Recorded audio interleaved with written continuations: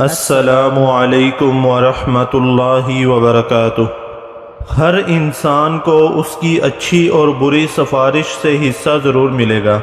اگر تو وہ جو سفارش کر رہا ہے وہ اچھائی پر ہے تو اسے سفارش کرنے کا اجر ملے گا، اور اگر وہ جو سفارش کر رہا ہے وہ کسی برائی کے کام پر ہے تو سفارش کرنے والے کو بھی گناہ ملے گا۔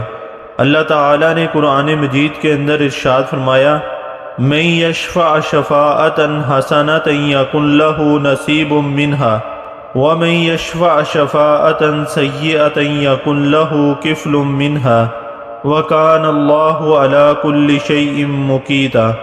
جو شخص کسی نیکی یا بھلے کام کی سفارش کرے اسے بھی اس کا کچھ حصہ ملے گا، اور جو برائی اور بدی کی سفارش کرے اس کے لیے بھی اس میں سے ایک حصہ ہے، اور اللہ تعالی ہر چیز پر قدرت رکھنے والا ہے۔ مثال کے طور پہ اگر کوئی آدمی اچھا کام کرنے والے کسی آدمی کی سفارش کر دیتا ہے جس کی وجہ سے وہ اچھا کام کرنے میں کامیاب ہو جاتا ہے، تو جب تک وہ آدمی اچھا کام کرتا رہے گا اس سفارشی کو بھی اجر ملتا رہے گا۔ اسی طرح اگر کوئی شخص چور کی سفارش کر کے اسے چھڑاتا ہے جو پھر جا کر چوریاں کرتا ہے تو سفارش کرنے والے کو بھی اس کے گناہ سے حصہ ملتا رہے گا۔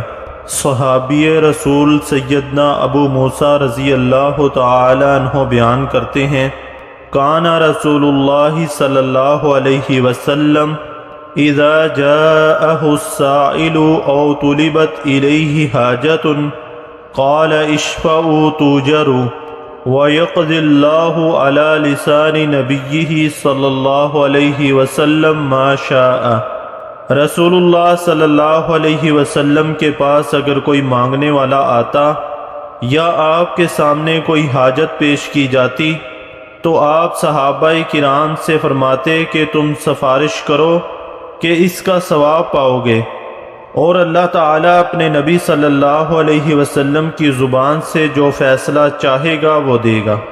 اس لیے ہمیں چاہیے کہ ہم اگر کسی کی سفارش کریں تو وہ سفارش اچھے کام کی طرف ہو، نیک کام کی طرف ہو، تاکہ وہ سفارش ہمیں فائدہ دے۔ اللہ تعالیٰ سے دعا ہے کہ اللہ تعالیٰ ہمیں نیک کام کرنے کی توفیق عطا فرمائے۔